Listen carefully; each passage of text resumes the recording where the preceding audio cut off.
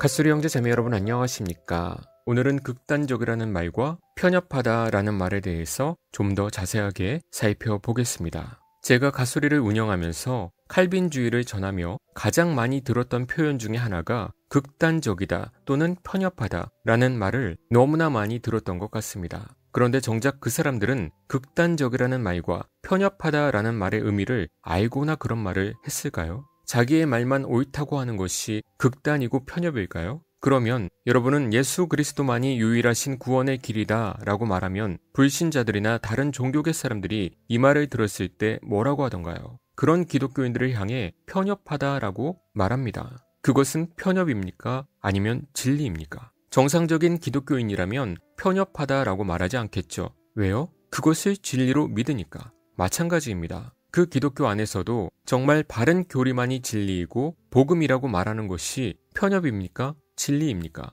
다른 교리들까지 모두 인정해주면서 가는 것이 너그러운 것이고 온유한 것이고 사랑입니까? 아니라는 것은 여러분이 더 잘 알 것입니다. 그런데도 수많은 사람들이 왜 편협하다라는 말을 할까요? 칼빈주의만 맞다고 하니까 편협이라는 말로 공격을 하는 것입니다. 그러나 그것은 편협함이 아닙니다. 편협이라는 말의 의미를 그레이션 메이체는 이렇게 표현을 합니다. 제가 그대로 읽어드릴게요. 좀 길지만 이해해 보시길 바랍니다. 편협한 사람이란 다른 이의 소신을 한 번도 이해하려 하지 않고 무조건 그것을 배척하는 사람이고 다른 사람의 견지에서 사물을 관찰하고자 하지 않는 사람이다. 예를 들면 교회의 외부에는 구원이 없다 하는 로마 카톨릭 교회의 교리를 배척한다 해서 편협은 아니다. 그 교리가 옳으라고 하는 사실을 로마 카톨릭 교도에게 다음처럼 말한다면 매우 편협한 일일 것이다. 그대는 교회에 관한 그대의 교리를 계속 보유해도 좋다. 또한 나도 나의 교리를 보유할 것이다. 하지만 이런 사소한 차이에도 불구하고 영혼의 복지에 관계되는 여러 문제에 관하여는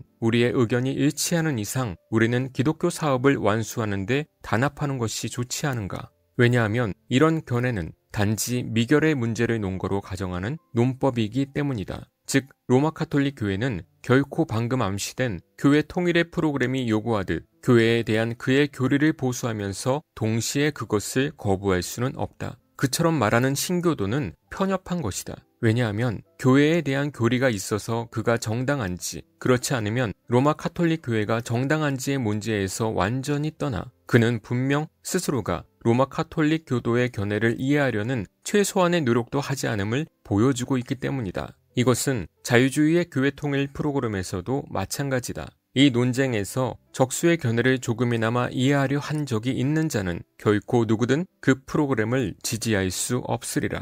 자유주의 설교자는 교회의 보수파를 향해 이렇게 말한다. 논의의 여지도 없이 교리적 차이는 지극히 사소한 문제니까 우리는 단합해서 하나의 집단을 구성하자. 그러나 교회에 있어서 보수주의의 진수는 바로 교리적인 차이를 사소한 것으로 보지 않고 가장 중대한 문제로 본다는 것이다. 동일인이 복음주의자나 보수주의이면서 그리스도의 십자가를 사소한 것이라 보는 일은 결코 있을 수 없다. 그렇게 할 수 있다고 여기는 것이야말로 극단적인 편협함이다. 이 말이 무엇이냐면 우리가 카톨릭 교리를 제대로 알고 우리의 교리를 제대로 알고 그리고 나서 바른 진리는 우리 교회뿐이고 우리는 교리적으로 혼합할 수 없다. 이것은 편협이 아니라는 거예요. 그런데 카톨릭 교리도 제대로 모르고 그 정도 교리는 혼합할 수 있지. 다른 사회적 문제로 하나가 될 수 있지. 이렇게 혼합주의자들처럼 행동하는 것은 편협이래요. 왜 그럴까요? 이 사람들은 한쪽을 모르고 한쪽만 알고서 결정을 했기 때문에 이런 혼합주의자들을 편협하다라고 메이체는 말하는 것입니다.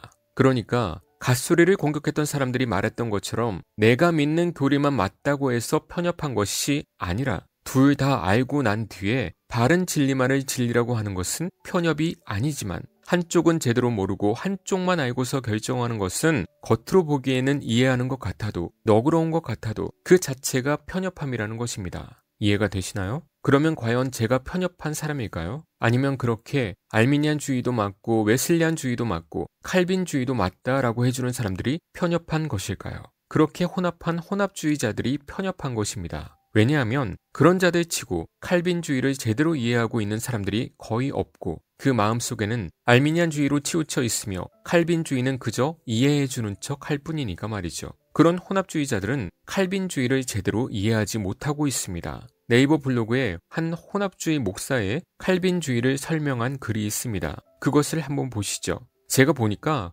AI한테 물어보고 글을 쓴 것 같아요. 먼저 하이퍼 칼빈주의가 극단적 칼빈주의를 말하는 것인데 하나님의 절대 주권을 지나치게 강조하여 책임과 자유의지를 거의 부정하는 입장이다. 그것이 극단적 칼빈주의다. 설명이 잘못됐죠. 전도도 하지 말고 아무것도 안 해도 구원받는다. 그것은 하이퍼가 맞지만 자유의지를 거의 부정하는 입장이 극단적 하이퍼 칼빈주의다? 누가 그런 소리를 하던가요?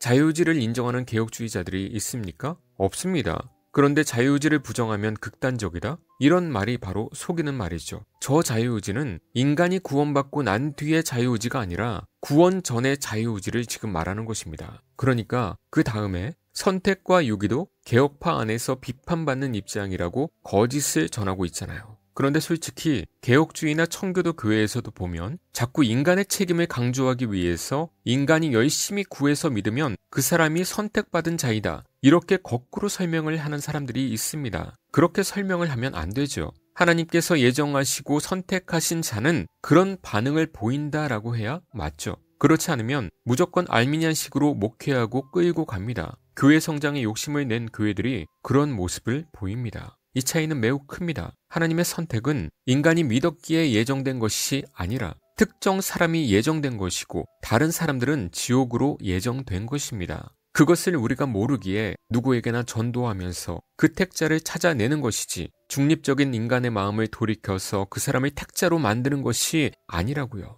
그런데 이런 식으로 말하려고 하는 개혁주의나 청교도 추종자들이 있습니다. 그 자체가 인간의 행위적 공로를 두고 있는 것이죠. 칼빈도 말합니다. 하나님의 은혜는 선택에 적합한 자를 발견하는 것이 아니라 만드는 것이다. 예정된 자만 만들어져 간다는 것입니다. 자꾸 알미니안주의나 웨슬리주의자들이 인간의 관점이다. 이런 식으로 좋게 해석을 하는 사람들이 있는데 인간의 관점이 아닙니다. 그 사람들은 하나님의 예정을 무시하고 깨버린 사람들이고 웨슬리주의는 있지도 않은 선행은총 교리를 가지고 성령의 역사를 왜곡하면서 사람들에게 혼동을 주는 자들이죠. 인간의 관점에서 구원을 살펴본다라고 하는 것은 딱 청교도까지 거기까지입니다. 그 이상 선을 넘는 것은 엄밀하게 말해서 모두 이단성입니다. 모두 인간론과 구원론, 성령론 등을 왜곡하는 자들이죠. 그러니까 여기 마지막에 있지도 않은 웨슬리적 칼빈주의라는 말을 만들어서 칼빈주의와 웨슬리주의의 조화 가능성을 모색하려고 시도한대잖아요. 그런데 그것은 조화가 아니라 혼합이에요. 그런 칼빈주의는 역사상 없습니다. 그래서 칼빈이 그런 내용을 보면 신성 모독이라고 하는 것이고 웨슬리주의자들 역시 자기들의 교리를 버려야만 이런 말을 할 수 있는 것인데 일부가 그렇게 생각한다고 해서 그것이 웨슬리적 칼빈주의가 만들어질까요? 말도 안 되죠. 웨슬리 자체가 예정론을 신성 모독이라고 했는데 그것이 어떻게 조화가 됩니까? 진리를 파괴하려고 하는 혼합주의자들의 간교한 계략일 뿐이죠. 또 그것에 휩쓸리는 어리석은 목사들이 있을 뿐이고요. 웨슬리적 알미니우스주의는 있어도 웨슬리적 칼빈주의는 있을 수 없습니다. 그냥 웨슬리주의로 가세요. 성경에 구하라, 하라 이런 말들은 인간이 그런 것을 하면 원동력이 되어 구원받을 수 있다는 의미가 아니라 그렇게 가르치며 책망하고 훈계할 때 그 중에서 택자들에게 성령께서 역사하셔서 구원의 사역이 이루어진다는 의미입니다. 그런데 억지로 그런 것을 시키려고 교리를 뒤틀면 이단이 되죠. 그러니까 교회 부흥에 눈이 돌아가면 말씀을 왜곡하는 욕심이 생기는 것입니다. 하나님의 뜻과 때를 기다리는 법을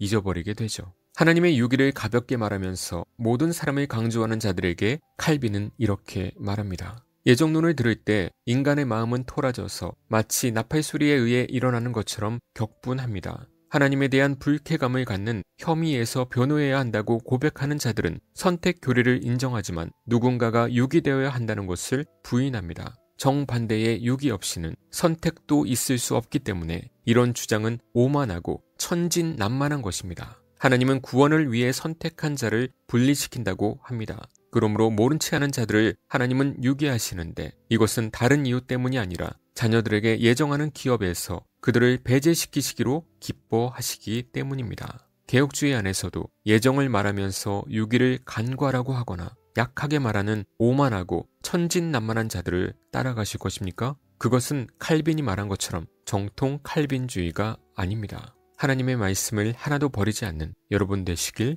기도합니다.